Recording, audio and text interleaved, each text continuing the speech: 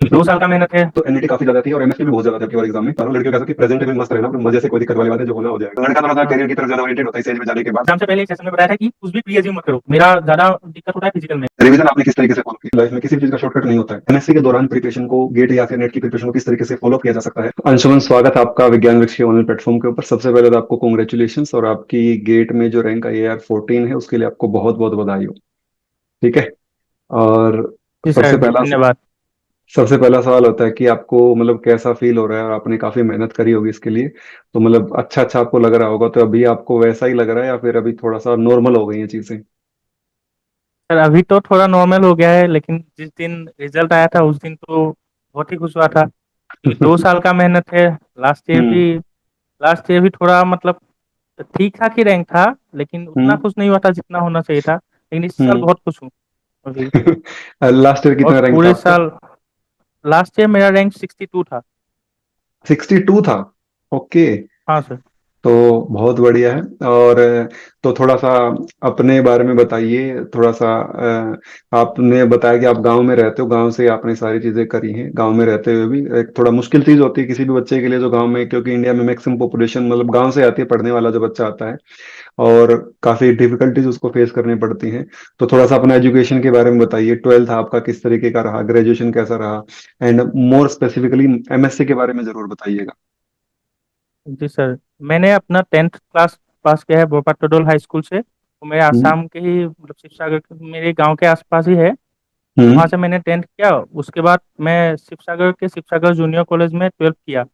हम्म। उसके बाद मैं उसी साल मेरा मतलब केमिस्ट्री में अच्छा मार्क्स आ गया था, और मुझे केमिस्ट्री में ही बीएससी करके आगे बढ़ना था। तो मैंने हम्म। इंजीनियरिंग वगैरह का भी जेईई ये सब इतना पता भी नहीं था, और वो जब पता चला फिर भी मैंने वो एग्जाम वगैरह नहीं दिया था। तो मैंने हम्म। बीएससी फिर मैंने हमारे असम के एक है कॉटन यूनिवर्सिटी, अभी यूनिवर्सिटी हो गया है, उसमें अप्लाई किया था। और हम्म। हमारे यहाँ पास में ही कॉलेज है शिवसागर कॉलेज, वहाँ पे अप्लाई किया था। हालांकि मेरा कॉटन में भी हो गया था।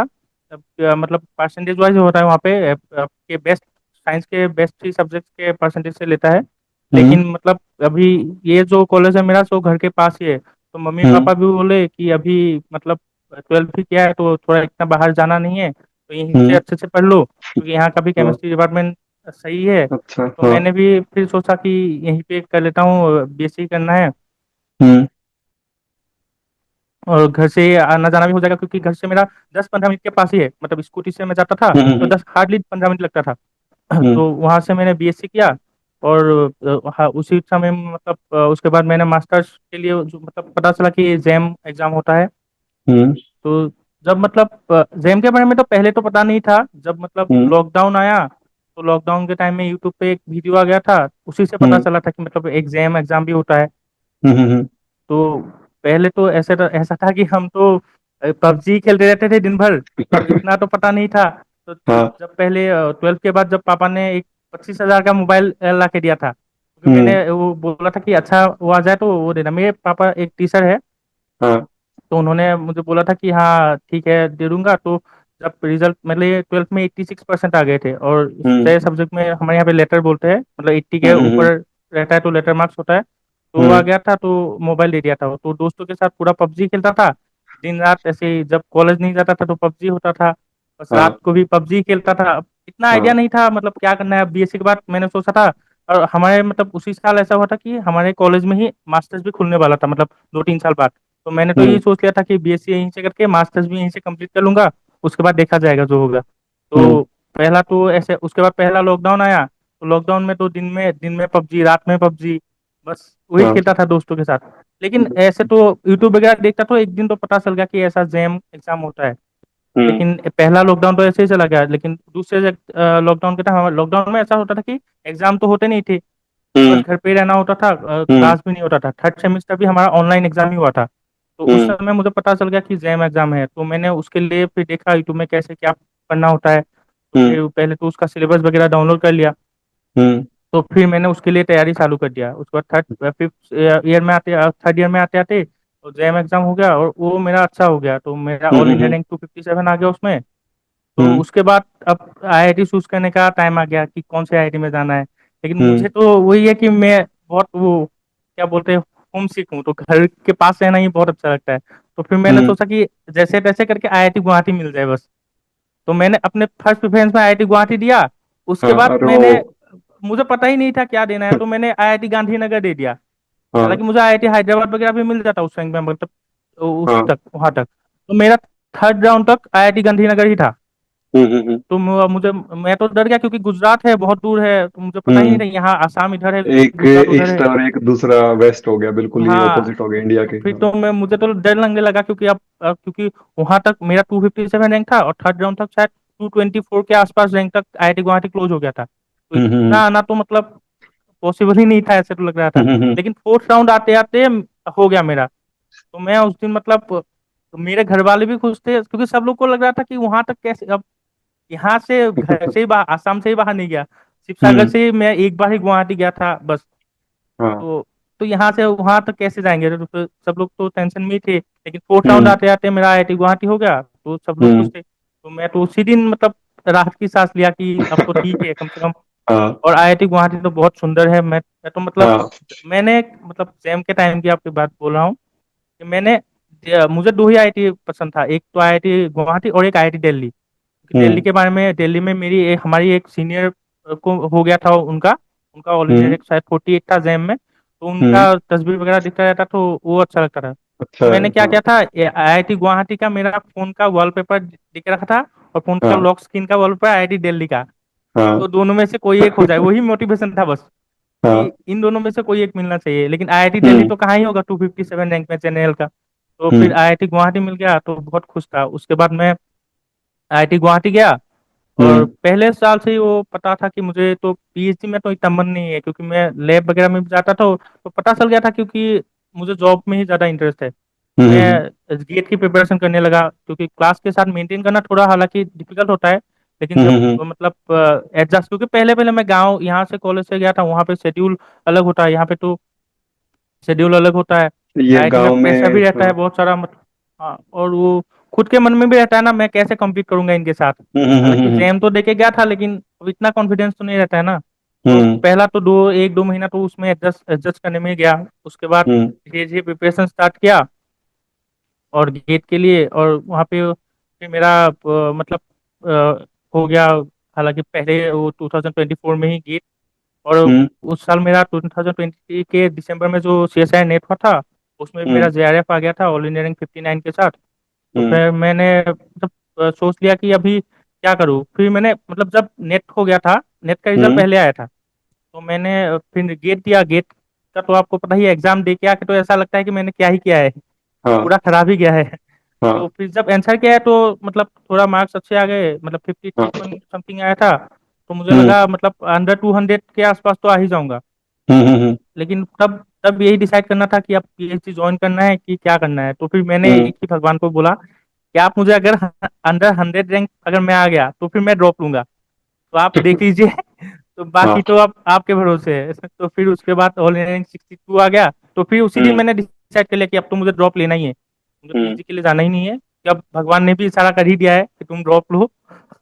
तो फिर नहीं। उसके बाद मैंने ड्रॉप लेने का सोचा, एक साल लेता हूँ खुद को। हम्म। अब अगर नहीं हुआ तो फिर पीएचडी के लिए ऑप्शन है ही जेआरएफ, तो हाँ हाँ फिर हाँ। देख लूंगा।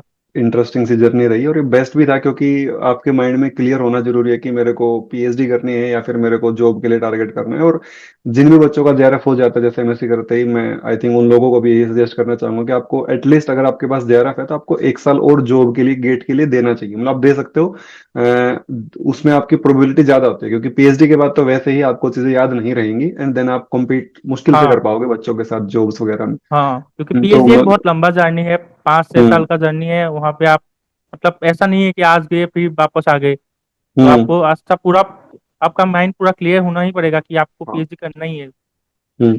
आपका मतलब वहां से वापस आने का रास्ता नहीं है। और सबसे पहली चीज जो आपने बताई कि दिमाग में क्लियरिटी होना जरूरी है, सबसे पहले क्लियरिटी होगी देन आप हाँ सर। चीजों को हासिल कर पाओगे। अदरवाइज तो फिर आप कंफ्यूजन में, तो फिर ऐसा रहता है कि मैं ये भी कर लूं ये भी कर लूं। कुछ बच्चा सोचता है कि मैं पीएचडी का भी देख लूंगा, फिर मैं गेट का भी देख लूंगा, फिर मैं किसी पीजीटी की भी जॉब का भी देख लूंगा, मैं ये भी देख लूंगा।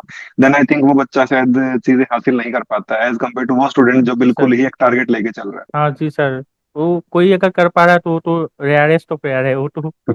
मतलब कहाँ से ही वो तो नॉर्मल एवरेज बच्चा तो वो नहीं कर सकता, उनको एवरेज हाँ। बच्चों के लिए तो मेरे तो सजेस्ट यही है कि हमारे लिए तो एक ही टारगेट ही ज्यादा बेहतर है कि एक को ही देखो, उस पे ही हम्म। टूट पड़ो पूरा। अब बहुत सारे बच्चों का जैसे क्वेश्चन होता है कि फिजिकल, ऑर्गेनिक, इनऑर्गेनिक आपने किस तरीके से डील किया? आपने क्या कुछ बुक्स वगैरह भी पढ़ी, या फिर आपने कहीं से नोट्स वगैरह प्रेफर किए हैं, या फिर आपने मतलब क्या आपके तीनों ही ब्रांचेस इक्वली, आप तीनों में कंफर्टेबल थे, या फिर किसी में आप ज्यादा किसी में कम थे? सर मेरा तो ऐसा है कि मैं ऑर्गेनिक और इनऑर्गेनिक मेरा ठीक ठाक है।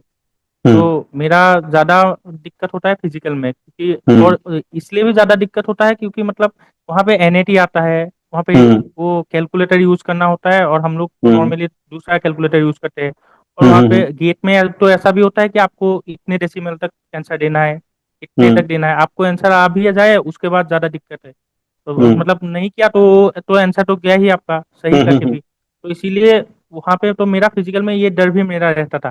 तो हम्म। मैंने फिजिकल के लिए ज़्यादा टाइम दिया पहले से ही, हम्म। अच्छे से मतलब जो मैंने नोट्स वगैरह बना के रखे थे वो नोट्स वगैरह पढ़े, हम्म। मतलब कोचिंग के। उसके बाद मैंने बुक तो ऐसे तो पहले साल जो मैं 2024 में दिया था वहाँ पे तो मैंने बुक फॉलो नहीं किया था। मैंने हम्म। क्लास वगैरह जो नोट्स रहते हैं वो किए थे, असाइनमेंट कर लिए थे। हम्म। उसके बाद लास्ट में आते आते आपके यूट्यूब चैनल में जो मतलब रिवीजन प्रोग्राम वगैरह रहते हैं, जैसे पीवाईक्यू रहते हैं, हम्म। वो कर लिए थे। उसके बाद और फिजिकल तो वहीं से हो जाता है, क्योंकि आपको हम्म। नोट्स के क्वेश्चन, असाइनमेंट के क्वेश्चन करने होते हैं। क्योंकि बुक में हम्म। भी ऐसा होता है कि आप बुक में कभी कभी कुछ ज्यादा भी होता है, जो एक्स्ट्रा टॉपिक होते हैं, अगर आपको ठीक से पता नहीं करेंगे, आप वो करते बैठे हुए तो फिर तो बहुत टाइम लग जाएगा, आपका टाइम भी टाइम वेस्ट हो कंज्यूम होगा जाएगा। और आपका उससे हम्म। कुछ फायदा भी नहीं होगा। तो फिर हम्म। आपको मतलब तो प्रॉपर वही चीजें करनी चाहिए जो मतलब आते हैं, इसलिए सिलेबस पहले डाउनलोड कर लेना चाहिए मेरे हिसाब से। उसको थोड़ा बेस्ट है। देखना चाहिए, क्योंकि सिलेबस से बाहर तो कुछ नहीं आता है। नहीं आता है। आपको हर टॉपिक सिलेबस के हिसाब से करना चाहिए। और आपको मतलब आप कहीं से भी पढ़ रहे हो, एक बार आपने उनके नोट्स पढ़ लिए या फिर आप सेल्फ स्टडी भी कर लिए, उसके बाद मेरे हिसाब से आपको पीवाईक्यू करना चाहिए, ताकि बेस्ट आपको पता बेस्ट। चले कि आपका कंटेंट सही है कि नहीं। आपको हम्म। कंटेंट का हम्म। पता चल जाएगा, तभी आपके अंदर कॉन्फिडेंस आएगा। क्योंकि नहीं हम्म। तो मतलब बच्चों को ऐसा भी लगता है कि जैसे हमें भी पहले लगता था कि मैम इस यहाँ से भी पढ़ लूँ, वहां से भी पढ़ लूँ, सब नोट्स को कंपाइल कर लूँ। ऐसे हाँ। तो मतलब तैयारी ही होती रहेगी बस, नोट्स ही भरे हम्म। पड़े रहेंगे, और उससे फायदा भी कुछ नहीं होगा। कि लास्ट में हाँ। जाके जब रिवीजन करने बैठते हैं तो इतना मोटा कॉपी हो जाता है, तो आप कैसे ही पढ़ोगे सब कुछ। हाँ, तो वो तो है। आपको कंसाइज होना चाहिए, प्रिसाइज नोट्स होने चाहिए आपके, इतने हिस्सा होने चाहिए जिससे आपके 70-80% पीवाईक्यू आपके सॉल्व होने चाहिए। हम्म। उसके बाद तो आप बाकी जो कॉन्सेप्ट है पीवाईक्यू वगैरह करके उनमें से जो आपको एक्स्ट्रा मिले वो आप ऐड करते जाइए। मैं इसमें एक बात बोलना चाहूंगा, जो मैं करता था, हालांकि बच्चों को शायद हेल्प हो जाए मेरे वहां हम्म। से। मैं जब नोट्स बनाता था तो नोट्स में जैसे मैं काइनेटिक्स का बताता हूँ। जैसे मैंने ऐसे मान लीजिए आप, मैंने आर्हीनियस इक्वेशन पढ़ लिया, तो उसके हम्म। बाद मैं एक पेज छोड़ के जाता था हर हम्म। टॉपिक के बाद, ताकि कुछ हम्म। एक्स्ट्रा मिले तो मैं उसमें वहीं पे ऐड कर सकूं। क्योंकि अगर हम्म। मैं वहां पे ऐड नहीं किया और अलग कॉपी बना लिया तो रिवीजन के टाइम वो दिमाग में रहेगा रहेगा कि वो भी पढ़ना है।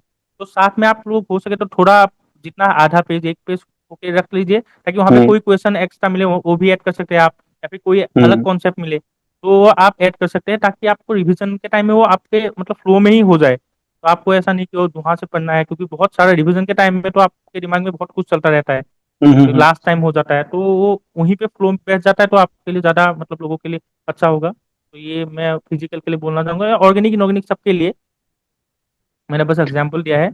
हम्म। और उसके बाद ऑर्गेनिक का तो मैंने, ऑर्गेनिक का ऐसा है सर कि मैंने जैम के टाइम में क्लेडेन पढ़ा था। हम्म। तो क्लेरियन के हम्म। मतलब ऊपर ऊपर से जो रिएक्शन है देखे हुए थे, तो मैं तो हम्म। फिर से मैंने वो 2024 में भी थोड़ा बहुत ऊपर ऊपर से रिएक्शन वगैरह देख लिया था, जो जो इंपॉर्टेंट चैप्टर रहते हैं उनके। और हम्म। हालांकि वहां से तो मतलब कॉन्सेप्ट क्लियर हो जाते हैं। बाकी ऐसा तो ये है कि आप नोट से भी कर सकते हैं, क्योंकि एग्जाम में ऐसा नहीं है कि बुक से सीधे सीधे आजकल आ जाता है, क्योंकि पहले थोड़ी हम्म। 2-3 साल पहले तो आ जाता था, आजकल हम्म। क्वेश्चन रिसर्च पेपर से भी आता है, आपको कॉन्सेप्ट आना चाहिए। तो आप हम्म। एक बार थ्रोली पढ़ लीजिए ऊपर ऊपर से अपने नोट्स। उसके बाद अगर आपके पास टाइम हो तभी आप बुक के लिए चाहिए। अगर आप एक साल मतलब इसी साल दे रहे हैं, पहले हम्म। तो आपको नोट्स फॉलो करने चाहिए। अगर ड्रॉप लेके रखा है, जैसे मैंने इस साल ड्रॉप किया था, तो मैंने इस साल तो बुक पढ़ा था। जैसे मैंने केरोटस के भी देख लिए थे, यूट्यूब में भी बहुत सीरीज है केरोटस के, वहां से देख लिया था। और प्लेन भी फिर से एक बार पढ़ लिया था। और हम्म। इनऑर्गेनिक के बारे में बताना चाहूँ तो इनऑर्गेनिक तो नोट से ही हो ही जाते हैं, क्योंकि इनऑर्गेनिक का हम्म। इतना टफ नहीं आता है। जो होता है हाँ। वो नोट्स ही सफिशियंट है मेरे हिसाब से इनऑर्गेनिक के लिए। आपको हम्म। अगर बुक देखना है तो किसी को, तो ऑर्गेनिक के लिए क्लेडेन, प्योरथर्स ज्यादा बुक फॉलो करेंगे तो वही है, वो भी टाइम कंज्यूमिंग ही टाइम है। ज्यादा तो उससे लगेगा। अच्छा आप वो भी कर सकते हैं। मैंने तो वही ट्रिक फॉलो किया था कि दो तो बुक मेरे, मैं बुक तो मैंने पढ़ लिया था मतलब ऐसे नॉर्मली। तो मैंने हम्म रेफरेंस बुक सीरीज जैसे आप लोग के यूट्यूब में हम्म रहता है, हम्म तो उसको हम्म फॉलो करता था, क्योंकि वहां से भी हम्म बहुत अच्छे अच्छे क्वेश्चन हो जाते थे। तो हम्म। आपको अगर खुद को मेहनत नहीं करना है तो सर लोग तो, आप लोग तो हमारे लिए मेहनत कर ही रहे हैं, किसी और की तो मेहनत को वहीं से लेना चाहिए। खा लो। हाँ हाँ, उठा लो, ठीक है। क्योंकि आप लोग अच्छे से उसको पढ़ के उसको समझा भी देते हैं। तो हम्म कैरोटर्स का तो मतलब जैसे ऐसे बुक का तो ऐसा है कि वहाँ पे मैकेनिज्म वगैरह अच्छे से नहीं दिया होता है, हम्म मतलब रिएक्शन वगैरह दिया होता है। प्लेडियन तो अच्छा है, वहाँ पे तो पूरा एक्सप्लेनेशन दिया होता है। हम्म। कैरोटर्स को थोड़ा समझना मुश्किल है, तो वहाँ से मुश्किल होता, थोड़ा ऐसे क्वेश्चन डिफिकल्ट को होता। आप लोग समझा ही देते हो, तो वहीं से अच्छे हम्म से हम्म देख लेना चाहिए। हाँ, तो आपको टाइम भी बच जाता है, हमारे लिए नया कॉन्सेप्ट मिल जाता है, तो मैं अपनी एक कॉपी में वो सब ऐड भी कर लेता था, हम्म रिवाइज के टाइम में तो वो हो ही जाता था। तो वही बेस्ट है मेरे हिसाब से, तो क्योंकि आप लोग बहुत सारे बुक्स को पढ़ के उनमें जो जो इम्पोर्टेंट चीजें रहते हैं वही पढ़ाते हो बस। तो हम्म मैं अब नया बच्चा पढ़ने जाएगा तो सब पढ़ेगा, तो हम्म। वो ज्यादा टाइम कंज्यूमिंग भी है। और ऐसा भी है ना सर कि आप बुक तो पढ़ लिए, वहां पे क्लिक करना ज्यादा इम्पोर्टेंट है, तो जरूरी है, हाँ। जितना कम हो मेरे हिसाब से तो वो भी ज्यादा सही है, हाँ। ज्यादा करने से तो अच्छा तो। यहाँ पर मतलब एक दो बातें हमारे सामने निकल कर आई। पहले तो आपको ये पता था कि आपकी कमी कहाँ पर है, आपका लैग कहाँ पर है, आपने उसको अलग तरीके से अप्रोच किया। हाँ दूसरा, आपको पता था कि अगर आप उनको कोई ना कोई नया कॉन्सेप्ट मिलेगा तो आपने हर टॉपिक के लिए एक जगह छोड़ी थी। अगर मुझे कोई नया क्वेश्चन मिलता है, किसी न किसी बुक का कोई क्वेश्चन किसी कोचिंग ने किसी टीचर ने करवाया हुआ होगा, जैसे कि हम लोगों ने करवाया था, कुछ भी नया मिलता था वहां पर उसको नोट डाउन कर लेते थे। तो इससे सारे के सारे नोट्स आपके एक जगह पर बन गए थे, देन आपने उसी को फॉलो किया था। हाँ सर। जैसा कि अब की बार देखा गया कि एनईटी और एमएसक्यू एग्जाम में काफी पूछे गए थे। अब की बार मैंने भी एनालिसिस करी थी, तो एनईटी काफी ज्यादा थी और एमएसक्यू भी बहुत ज्यादा थे अब की बार एग्जाम में। तो आपने एमएसक्यू के लिए कुछ स्पेसिफिकली फोकस किया था, प्रैक्टिस किया था, या फिर क्या किया था एमएसक्यू के लिए? अगर मैं बात करूं, एनईटी का आपने बताया कि आपने अलग से कुछ सेशंस फॉलो कर लिए थे, एमएसक्यू का आपने क्या किया था? तो एम एस क्यू का भी तो आप लोगों ने भी वो एम एस क्यू सेशन चलाया था, वो मैंने पूरा फॉलो किया था, एम एस हम्म क्यू सेशन। उसके बाद एमएसक्यू अप्रोच करने के लिए, एमएसक्यू में तो सर ऐसा भी होता है कि आपका लक भी अच्छा काम करना चाहिए। हम्म तो ऐसा नहीं, पूरा कॉन्सेप्ट भी होता है, क्योंकि कुछ कुछ क्वेश्चन में आपको पता नहीं होता है कि उसमें नेगेटिव मार्किंग नहीं होता, तो आपको हम्म। पता भी नहीं होता फिर भी करके आना होता है। तो आपका हाँ मैंने वो हिमांशु सर का एक इंटरव्यू देखा था, तो सर हाँ ने बोला था, उन्होंने एक ट्रिक बताया था कि आपको अगर दो ऑप्शन लग रहा है तो तीसरे पिक का आपको पता नहीं है तो उसको लगा के भी आओ। तो मैंने हाँ। ऐसे ऐसे भी कुछ ट्रिक वगैरह कर लिए थे, और जो जो नहीं आते थे उनमें हालांकि, जो आते थे उनको तो अब उनके लिए मैंने क्या किया था, जो मतलब ऐसे एमएसक्यू और एमएसक्यू का ऐसा है कि आपको अगर लग रहा है कि एक ही ऑप्शन चाहिए तो एक भी हो सकता है। तो उसके लिए हम्म आपको क्या, अलग तो कुछ नहीं कर सकते, जो आपको कॉन्सेप्ट है उनको आप नोट्स को पढ़िए, और वहां पे जो क्लिक करेगा तो आप ऐसे ही करना पड़ेगा। और एग्जाम का तो यही है कि लास्ट ईयर जब दिया था उस साल से बहुत सारा एमएसक्यू आने लगा, उससे पहले थोड़ा कम आता था। हम्म तो हम्म लास्ट ईयर मैंने तो मतलब प्रिपेयर होके नहीं गया था, तो ऐसा लग रहा था कि मतलब कैसा पेपर आ गया है इसमें। तो इस हम्म बार मेरे लिए ये सही था कि आपने एग्जाम से पहले एक सेशन में बताया था कि कुछ भी प्री एज्यूम मत करो, कुछ हम्म भी पूछ सकता है आईआईटी आपको। तो हम्म। मैंने उसका क्या किया, एक नोट बना के मेरे मोबाइल में वहां पे पहले फ्रंट पेज में ही चिपका लगा दिया। दिया। तो नोट बना हाँ सकते हैं ना मोबाइल में, नोट लगा हाँ दिया कि कुछ भी प्री एज्यूम मत करो, कुछ भी पूछ सकता है, तो एकदम फ्री हाँ माइंड से जाओ, जो होगा देखा जाएगा। तो हाँ। इससे मैंने इस बार ऐसे किया, इस बार मैंने सोचा ही नहीं कि रेफरेंस बुक से क्वेश्चन आएगा, कहीं से आएगा, ऐसा हम्म स्टैंडर्ड क्वेश्चन आएगा। मैंने सोचा कुछ भी आ सकता है, 12th का भी आ सकता है, बीएससी का भी आ सकता है, एमएससी का भी आ सकता है, कुछ भी आए, मैंने अपने से तैयारी किया है, उससे होगा हम्म। तो होगा, अब नहीं होगा तो जेआरएफ तो है ही।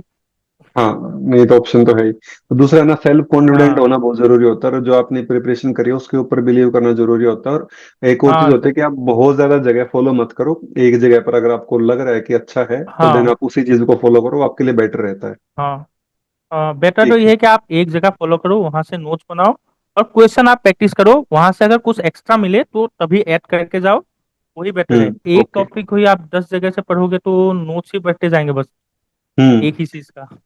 और यहीं पर मैं क्वेश्चन और पूछता हूँ कि जैसे हम लोग जो यूट्यूब पर पढ़ाते हैं या फिर हम लोग जो ऐप पर पढ़ाते हैं, जो भी क्वेश्चंस करवाते हैं, सेशंस आपने देखे भी होंगे, तो आप उसको मतलब गेट के लेवल के बराबर हैं, या फिर कुछ कुछ ऊपर भी होता है, या फिर आप उसको मतलब उसको पढ़ के गेट में बच्चे को हेल्प मिलती है या फिर नहीं मिलती? गेट और नेट दोनों एग्जाम की बात कर रहा हूँ। हाँ सर, बहुत हेल्प मिलता है उनसे, तो उनके क्वेश्चंस आप करके कर लीजिए। आप जैसे रिवीजन प्रोग्राम होता है, उसमें आप हम्म हर टॉपिक पढ़ाते हैं, उसके क्वेश्चंस भी फिजिकल वगैरह के करा के जाते हैं।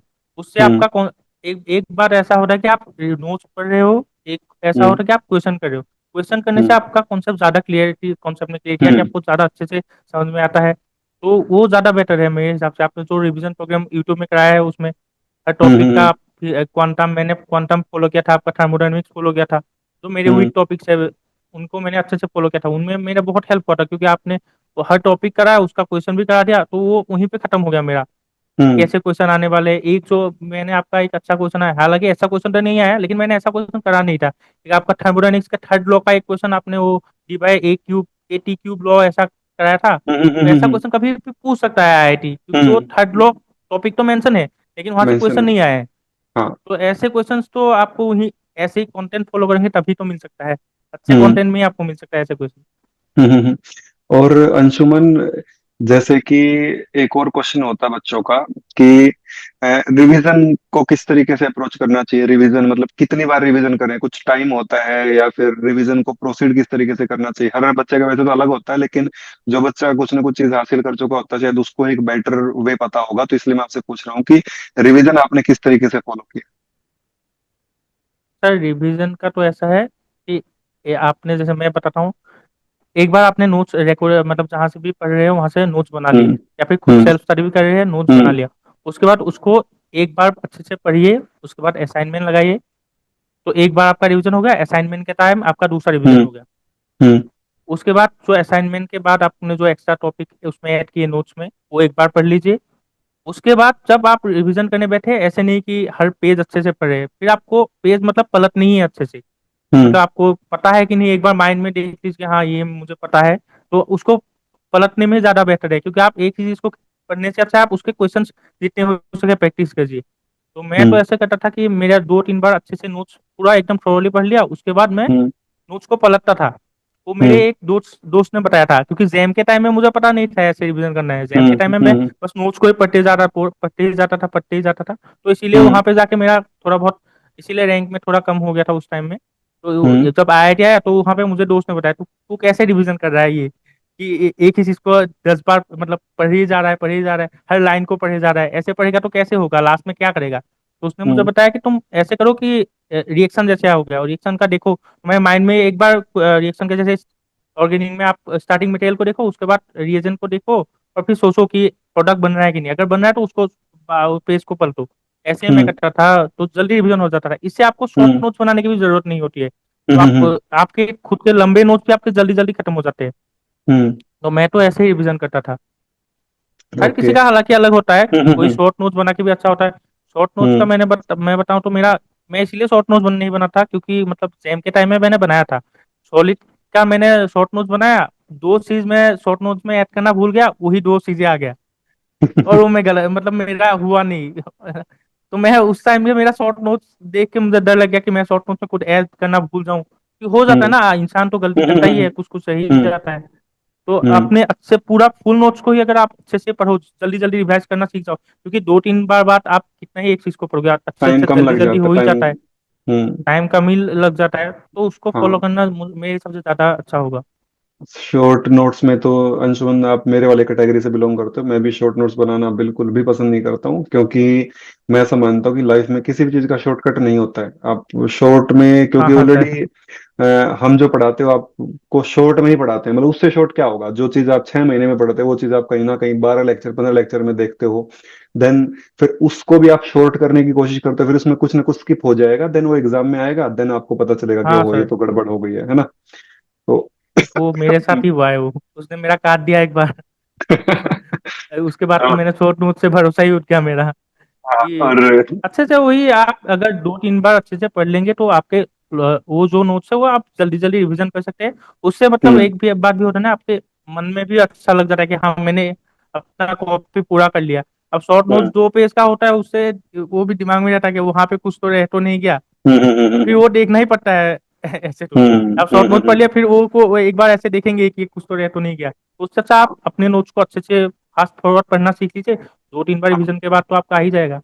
तो मतलब यहाँ से वही बोल फॉलो सकते हैं करना कि चाहिए मेरे हिसाब से। शॉर्ट नोट्स को ज्यादा फॉलो मत करो। पहली बार रिवीजन करो, टाइम लगेगा, दूसरी बार में टाइम कम लगेगा, तीसरी बार में टाइम कम लगेगा, एक टाइम ऐसा आएगा कि आप 4 से 5 दिन हाँ में पूरा सिलेबस रिवाइज कर दोगे। तो अंशुमन, बच्चों का एक और क्वेश्चन रहता है कि एमएससी के दौरान प्रिपरेशन को, गेट या फिर नेट की प्रिपरेशन को किस तरीके से फॉलो अप किया जा सकता है, किस तरीके से मैनेज किया जा सकता है, क्योंकि एमएससी के दौरान काफी ज्यादा वर्कलोड बच्चों के ऊपर होता है, तो उसको किस तरीके से बच्चा मैनेज कर सकता है, थोड़ा सा इसके बारे में भी बताएं। हाँ सर, एमएससी के दौरान तो ऐसे होता है कि आपका क्लासेस भी रहता है, लैब भी रहता है। तो मैं तो ऐसा करता था, जैसे हमारे आईआईटी गुवाहाटी के बारे में बताता हूँ। आईआईटी गुवाहाटी में ऐसा हम्म। होता है कि 3 दिन लैब रहता है, हम्म। और बाकी 8 से 12 तक क्लास रहता है, और 2 से 5 बजे तक लैब रहता है। तो हम्म। मंडे ट्यूसडे वेडनेसडे रहता है। तो हर सेमेस्टर में अलग अलग होता है हालांकि, हम्म। तो मैं जनरली 3 दिन बता रहा हूँ आपको। तो मैं ऐसा करता था कि 5 बजे आ गया, उसके बाद चाय पी लेता था, तो हम्म। फ्रेश हो जाता था। तो फिर हम्म। उसके बाद थोड़ा घूमने चला जाता था दोस्तों के साथ। फिर पूरा माइंड फ्रेश हो जाता। उसके बाद आके, जैसे जब पहला साल था तो क्लासेस कर लेता था, और जब हम्म। बाद में आया तो वो उस टाइम में 2-3 घंटा ही हो पाता था, क्योंकि दिन भर क्लास करने के बाद मतलब सेशन भी आ जाता है ना। दो हम्म। तीन घंटा और थोड़ा बहुत क्लासेस का भी करना रहता है। तो दो हम्म। तीन घंटा गेट के लिए पढ़ाई कर लेता था। और जब बाकी 2 दिन रहता है, जैसे जिस दिन मतलब लैब नहीं रहता है, तो 12 बजे तो क्लास से आ ही जाता था। तो उसके हम्म। बाद खाना खा के थोड़ा सो जाता था, और फिर हम्म। पढ़ने बैठ जाता था। तो उस दिन तो 4-5 घंटे अच्छे से पढ़ लेता था। और उसके बाद सैटरडे संडे तो आईआईटीज में ऑफ रहता था। तो हम्म। उसके बाद अगर कोई टेस्ट वगैरह रहे तो उसके लिए पढ़ लेता था। और हम्म। उसके बाद खेल कूद तो रहता ही है वहाँ पे आईआईटीज में। तो हाँ। उसके बाद और संडे तो खेलने में ही जाता, खेलना खेलना रहता है, और हम्म। रात को पढ़ते थे। और सैटरडे हम्म। भी ऐसे ही दिन में जितना हो सके मतलब खुद से पढ़ लेते। ऐसा टाइमिंग नहीं रहता था कि मतलब इतना ही पढ़ना है। जितना हम्म। खुद से हो सके, खुद को मतलब शांति मिले कि हाँ आज तो इतना कर लिया, अब अच्छे से हम्म। बाकी काम कर सकता हूँ। क्योंकि वहाँ पे आईआईटी में घूमना भी रहता है, और दोस्तों के साथ पार्टी भी करना रहता है थोड़ा बहुत। तो ऐसे ही चलता रहता है ऐसे ही। हालांकि पहले मतलब 2-3 सेमेस्टर तो ऐसे ही होंगे, जब लास्ट में एग्जाम के पास आता है तब उसका हम्म। शेड्यूल अलग हो रहता है। हम्म। उसमें तो पूरा फोकस ही रहते हैं हम लोग पूरा पढ़ने में। हम्म। दिसंबर के आसपास से दो, लास्ट के 2-3 महीने। हम्म। उससे पहले तो ऐसे ही करना चाहिए कि जितना टाइम हो सके आप मतलब इतना कीजिए, ताकि आपका सिलेबस दिसंबर तक खत्म हो जाए। कवर हो जाए। ऐसे आप शेड्यूल मेंटेन कीजिए। हाँ, हम्म। उसके बाद ताकि आपको रिवीजन में हेल्प हो जाए, रिवीजन जल्दी कर सके आप। 2 महीने रिवीजन में काफी रहता है। तो वही है, मेरा तो यही स्ट्रेटेजी था कि मैं दिसंबर तक खत्म कर लूँ आराम से पढ़ के। उसके हम्म। बाद लास्ट के 2 महीने रिवीजन कर लूंगा। मतलब आप दिन का 2 घंटा अगर आप निकाल लें और संडे अगर आप ऑफ भी रखें तो भी आपका हाँ मैनेजेबल है चीजें, मतलब मैनेज हो जाएगा एवरेज हाँ अगर हम बात करें तो। हाँ मतलब अगर एमएससी फर्स्ट ईयर से बच्चा सीरियसली एम करके चले कि मेरे को गेट एज ए मेरा टारगेट है, जब मैं एमएससी खत्म करूंगा तो मेरी ठीक ठाक रैंक आनी चाहिए, तो आई थिंक हर रोज 2 घंटे का एवरेज लेकर मतलब मैनेज किया जा सकता है मेरे ख्याल से। हाँ सर, हर रोज 2 घंटा 1.5 घंटा आपको जितना हो सके उतना कर हम्म। लीजिए, क्योंकि कंसिस्टेंट रहना ही ज्यादा मैटर करता है, हम्म। कंसिस्टेंसी। अब जितना 1-2 दिन करके वीक में आप 6 दिन कंसिस्टेंट रह के एक दिन तो आप खुद के लिए रख ही सकते हैं कि आज थोड़ा बिल्कुल। कम पढ़ लेते हैं, बाकी दिन अच्छे से कर लेते हैं। तो ऐसे हम्म। कंसिस्टेंट रहने से हो जाता है, क्योंकि क्लासेस वगैरह भी रहता है हमारा मतलब हर यूनिवर्सिटी में भी वैसे भी टेस्ट रहता हम्म। है। फिर हम्म। 2-4 महीने बाद एग्जाम भी आ जाता है, उसके लिए भी पढ़ना पड़ता है। तो वहाँ हम्म। पे सीपीआई वगैरह अगर खराब हो जाए तो बुरा तो लगता ही है खुद को। जितना भी बोल रहे हैं हम लोग कि सीपीआई मैटर नहीं करता, लेकिन जब रिजल्ट हाँ, आता है उसी दिन खराब लगता है। मैटर करता है बाकी हाँ। तो बाकी 4-5 महीने तो सभी बोलते रहते हैं कि सीपीआई मैटर नहीं करता, लेकिन जिस दिन हाँ। रिजल्ट आता है उस दिन दोस्त को अच्छा मिल जाता है तो खराब तो लगता ही है। तो थोड़ा बहुत उसके लिए तो देखना ही पड़ता है। हाँ। तो हम लोग तो ऐसे ही मतलब आप जितना हो सके आपको खुद के अंदर में वो जोश होना रहना चाहिए कि मुझे आज इतना करना है, और मैं हम्म। इससे खुश हूँ। ऐसा नहीं करना चाहिए कि मैं ये तो बहुत लोग गलती करते हैं कि 2 घंटा पढ़ लिया, उसके बाद खेलने के उसमें भी सोच रहे कि अरे मैं ये पढ़ लेता, अभी ये खाएगा ना, ये नहीं करना चाहिए मेरे हम्म। हिसाब से। जब आप जो हम्म। काम कर रहे हैं उसी में फोकस रहना चाहिए। जब आप खेलने हम्म। गए तो खेल में ही फोकस कीजिए, जब आप घूमने गए हम्म। वहां पे ये दिमाग में मत लाइए कि आप वो ये सिलेबस खत्म करना था मुझे, वो करना था। जब पढ़े हम्म। तो मन लगा के 2-3 घंटा जितना भी पढ़े आप अच्छे से पढ़े, उससे हो जाएगा। क्योंकि लास्ट में ही मैटर करता है आप जितना पढ़ते हैं। और दिसंबर तक तो आपको सिलेबस ही खत्म करना है, नवंबर दिसंबर तक अच्छे से। उसके हम्म। बाद आप रिवीजन कीजिए, उससे आराम से हो जाएगा। तो मतलब इसमें आपको कंसिस्टेंसी मेंटेन रखनी है, दूसरा आपने जितना पढ़ लिया उसके बाद आपको उसके बारे में ओवर थिंकिंग नहीं करनी है।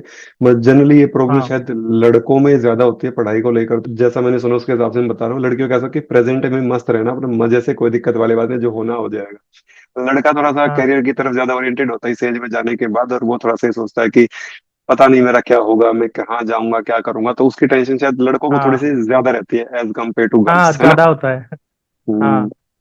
तो इसीलिए मैं तो खुद से वो सोच ही लिया था कि ये नहीं सोचना है, और मैं तो सबको यही सजेस्ट करता हूँ, जैसे मेरे जूनियर्स वगैरह भी होते, कि हम्म। जब पढ़ो तभी उसके दिमाग में लाओ कि उसके बाद कोई फायदा नहीं है। मुझे हम्म। तो कोई फायदा नहीं हुआ जब मैं ये करता था।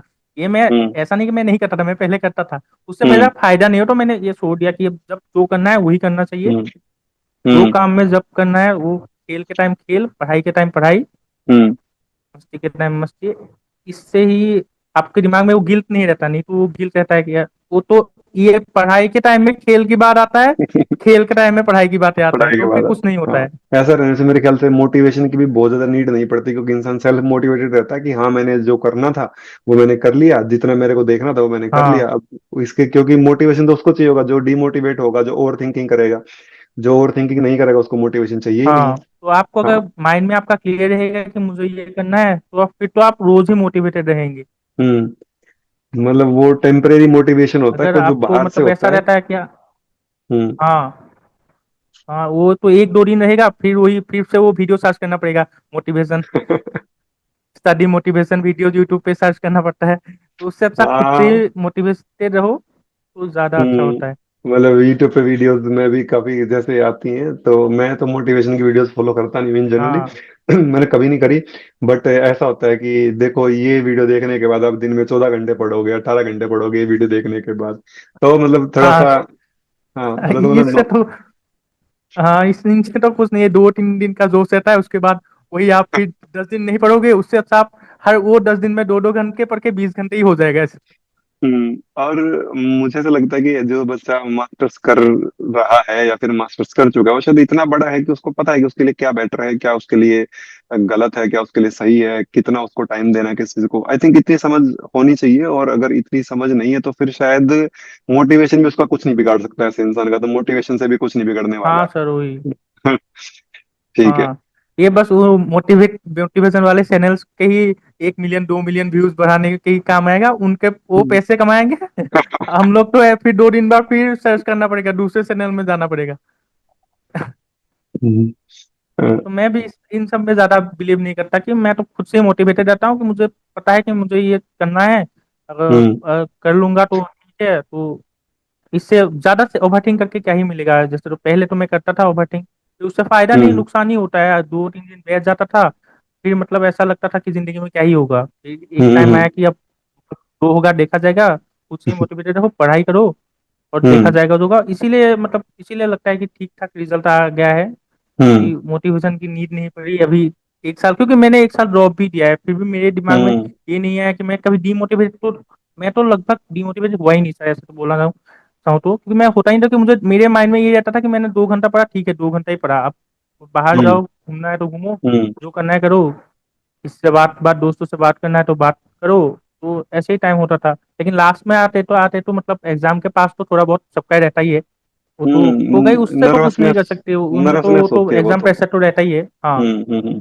हाँ, और ठीक वो है जो आप तो। पूरे साल में डिमोटिवेट नहीं रहते हो, उससे आपको हेल्प मिल जाता है कि आपका मतलब लास्ट में थोड़ा बहुत चलता है इतना तो वो सबको। होता है, ह्यूमन नेचर है, हमने किसी चीज के लिए बहुत मेहनत करी है, हाँ तो उसके लिए थोड़ा सा नर्वस होना बनता है। हाँ इंसान का ऐसा ही नेचर होता है, वो हाँ होता है। कोई कोई rarest of the rare person होता है जो उस सिचुएशन में भी नॉर्मल होता है, ऐसा। ठीक है, हाँ तो बहुत सारे लोग, करोड़ों में से लाखों में से एक बंदा ऐसा होता होगा जो उस सिचुएशन में भी नॉर्मल होता होगा, बाकी थोड़ा बहुत तो हो जाता है, वो तो कोई प्रॉब्लम वाली बात नहीं है। हाँ, और इस चीज से एग्जाम आपको शायद, है आते ना। आते तो। हम्म। और जैसे आपने बोला कि सेल्फ मोटिवेटेड आप रहते हो, उससे आप इंसान थोड़ा सा पॉजिटिव रहता है और अपना काम ज्यादा एफिशिएंटली कर पाता है, मेरे हिसाब से ज्यादा एफिशिएंसी के साथ काम हो पाता है, क्लियरिटी रहती है थॉट्स के अंदर। तो अंशुमन, एक लास्ट क्वेश्चन है। जो भी बच्चा गेट को टारगेट कर रहा हो या फिर सीएसआर नेट को टारगेट कर रहा हो, उसको आप एट द एंड क्या अपनी तरफ से एडवाइस देना चाहेंगे, क्योंकि अभी तो आप भी काफी लोगों के लिए मोटिवेशन हो गए, कुछ लोग, बहुत काफी लोग आपको समझेंगे, आपसे कुछ ना कुछ सीखेंगे, तो आप बच्चों को क्या मोटिवेट करना चाहोगे, या फिर क्या बच्चों को गाइडेंस देना चाहोगे कि एक बच्चा जो बिल्कुल जीरो से शुरू कर रहा है उसको किस तरीके से स्टार्ट करना चाहिए। पहले आप जो भी एग्जाम का टारगेट कर रहे हो उसका सिलेबस अच्छे से डाउनलोड कर लीजिए, उसके हम्म। अगर जो भी कंटेंट फॉलो करना है, आपको कोचिंग लेना है या फिर आपको हम्म। सेल्फ स्टडी करना है, वो आपके खुद के ऊपर है, हम्म। यूआईक्यू को करिए, खुद से कीजिए, पहले ट्राई कीजिए, अगर हम्म नहीं होता तभी सॉल्यूशन देखना चाहिए मेरे हिसाब से। तो सॉल्यूशन देख के तो करके कोई फायदा नहीं है, आप अच्छे से हम्म एंजॉय कीजिए। आपको आपके कंटेंट के ऊपर विश्वास आ जाएगा कि आपका कंटेंट सही है कि गलत है। अगर हम्म कंटेंट सही नहीं है तो फिर आप उसको चेंज करने के लिए दूसरी तरफ जा सकते हैं, अगर सही हम्म है तो उसको ही फॉलो कीजिए। और हम्म ये वो कुछ अलग पढ़ रहा होगा, ऐसा कुछ नहीं होता, हर टीचर अच्छे से ही पढ़ाता है। तो हर टीचर का वही है कि आप टीचर की मतलब कंटेंट का वही आप पीआई को क्योंकि पता ही चल जाएगा आपको कैसा हो रहा है हम्म आपका। उसके बाद आप अच्छे से कीजिए, खुद को मोटिवेट खुद ही रखिए, दूसरे का किसी का सहारा मत लीजिए मोटिवेट रहने के लिए, और हम्म कंसिस्टेंट रहिए, आपका हो जाएगा। और उस दिन मैं और एक बोल रहा हूँ कि कोई कोई पूछ रहा था कि आईआईटी से ही क्या टॉपर्स आते हैं, तो ऐसा नहीं है, आप कहीं से भी हो सकते हैं। मैं भी हालांकि हम्म आईआईटी तो अभी गया हूँ, उससे पहले मैं हम्म गांव से पढ़ा हूँ। मैं अपने हम्म गांव के आसपास ही सारी चीजें किया हूँ, और मेरे हम्म से भी बहुत ऐसे लोग होंगे जो स्टेट यूनिवर्सिटी से भी अच्छा रैंक लाए होंगे। वो लोग हम्म मतलब कहीं से भी आ सकते हैं आपका रैंक, ऐसे मत सोचिए आप लोग कि आईआईटी वाले बच्चे ही कुछ कर सकते हैं। उनके पास यही होता है कि आईआईटी में थोड़ा आसपास में सब लोग पढ़ाई करते रहते हैं तो कंपटीशन होता है। तो आप इन्वायरमेंट। लोग देखते हैं कि ये भी पढ़ रहा है तो आपके अंदर, हाँ, एनवायरनमेंट का वो होता है कि आप एनवायरनमेंट एक ऐसे एनवायरनमेंट में रहते हो जहाँ बच्चे तैयारी कर रहे हैं तो आप वहीं पे ढल जाते हो। लेकिन अगर आप हम्म घर में भी हो, कहीं से भी तैयारी कर रहे हो, आप ऐसे ही सोचिए कि आपके ऐसा मन देखिए कि आपके गांव में कोई नहीं पढ़ रहा है तो दुनिया में भी नहीं पढ़ रहा है, लोग पढ़ रहे हैं। तो आप ऐसे हाँ सोचिए कि आप आईआईटी में ही हो, सब लोग पढ़ ही रहे हैं हम्म वहाँ पे, तो ऐसा खुद के दिमाग में ऐसा एनवायरनमेंट लेके आइए, इससे आपको हेल्प मिलेगा। क्योंकि ऐसे तो लगता है कि आसपास, जैसे मैं अभी घर में रहता हूँ तो यहाँ पे तो ऐसे लगता हम्म है कि कोई पढ़ ही नहीं रहा है, तो ऐसे मैं सोचूंगा हम्म कि कोई दुनिया में इंडिया में ही कोई गेट के लिए नहीं पढ़ रहा है तो फिर तो मेरा प्रिपरेशन ही खराब होगा। तो ऐसे रखना चाहिए कि सब लोग पढ़ रहे हैं, मैं भी जितना टाइम हम्म पढ़ना है पढ़ ही रहा हूँ, जब पढ़ रहा हम्म हूँ, तो हम्म वही बेहतर रहेगा सबके लिए। मतलब कि आप ये मत सोचिए कि आईआईटी वाला बच्चा ये रैंक लेकर आता है। और दूसरा कि हाँ, आपको अपने आसपास समझिए कि भाई सब हर बच्चा पढ़ रहा है, और आपको थोड़ा सा, क्योंकि आजकल यूट्यूब है, आप एक्सप्लोर कर सकते हो, चीजें देख देख सकते हो। पहले तो जैसे ऐसे होता था ना कि आईआईटी के बच्चों के पास एज होता था, माहौल ऐसा होता था कि चीजों का पता होता था। लेकिन आई थिंक आज तो सबके पास ही ऐसा है कि यूट्यूब से हर बच्चा ही उस चीज को मतलब ग्रैब कर सकता है। आई थिंक बच्चों को ये सोचना नहीं चाहिए कि मैं आईआईटी से हूँ या फिर वहां से हूँ। बच्चों को थोड़ा सा खुद के ऊपर कॉन्फिडेंस रखना चाहिए, और जितना ज्यादा आप एफर्ट डालोगे, हो सकता है आईआईटी वाला बच्चा पहले एफर्ट डाल चुका हो, कहीं ना कहीं उसने पहले एफर्ट डाला जिसका उसको आज मिल रहा है, बट आपको भी उससे थोड़ा सा ज्यादा एफर्ट डालना पड़ेगा, देन आप भी वहां पर पहुंच सकते हो। ऐसी तो कोई दिक्कत वाली बात नहीं है। और इन सब चीजों, दूसरा क्या कर रहा है, दूसरे ने क्या किया, इससे शायद फर्क नहीं पड़ता, आप क्या कर रहे हो ये मैटर करता है। जी सर, आपने बहुत अच्छा बात बोला। ये वही है हम्म कि आप कोई भी पढ़ रहा है, कहीं से भी पढ़ रहा है, आप हम्म 2 दिन लेट हो सकते हो, ऐसा नहीं कि, लेकिन आप भी वहीं पहुंचोगे। हम्म हम्म 2 दिन लेट ही हो सकते हो आप, उससे ज्यादा क्या ही होगा। आप कोई आईआईटी वाला बच्चा इस साल कर रहा है तो आप अगले साल मेहनत करके कर सकते हो, हम्म, लेकिन आप भी बिल्कुल। वही पहुंचोगे। ऐसा नहीं है कि मतलब वही कर सकते हैं। स्टेट हम्म यूनिवर्सिटी हो, कहीं से भी हो, आप आजकल यूट्यूब में कंटेंट अवेलेबल है, सबके पास इक्वल हम्म अपॉर्चुनिटी है, सबके पास हम्म वही कंटेंट है। आप कैसे हम्म पढ़ते हो उसको कितना कंसिस्टेंट रह के उसको फॉलो करते हो, हम्म और उस पर कितना आप भरोसा रख, मेरा कंटेंट है और इससे ही मेरा हो जाएगा। आप इधर उधर जाके हर हर यूट्यूब चैनल फॉलो कर रहे हो, हर कहीं के मतलब रिवीजन प्रोग्राम, 10 रिवीजन प्रोग्राम ही चला लिए, इस जगह से हम्म कोचिंग ले लिया, ऐसे तो नहीं होगा। आप एक ही कंटेंट को अच्छे से फॉलो कीजिए, उसके बाद हम्म उसके अच्छे से क्वेश्चंस लगाइए, तो आप कहीं से भी हो, सबके पास इक्वल अपॉर्चुनिटी है। कि हम्म गेट का कंप्यूटर तो आपको पता नहीं है ना, कंप्यूटर बेस्ड एग्जाम में कंप्यूटर को पता नहीं है आप आईआईटी से हो कहाँ से हो, उनको तो आंसर से मतलब है। हाँ तो आप खुद से हो जाएगा, ऐसे तो कोई ऐसी बात नहीं है, कहीं से भी हो। हम्म कि मैं तो आईआईटी से हूँ, अब मुझे देख के ऐसे बोल सकते हैं लोग कि तू खुद आईआईटी से है तो बोलेगा ही, ऐसी बात नहीं है, कहीं से भी हो सकता है। लोग मैंने देखे हैं लोग ऐसे जो मतलब नॉर्मल यूनिवर्सिटी से भी, हमारे यहाँ के यूनिवर्सिटी से भी अच्छे रैंक लाए हैं, अंडर 200 रैंक, अंडर 100 हम्म रैंक।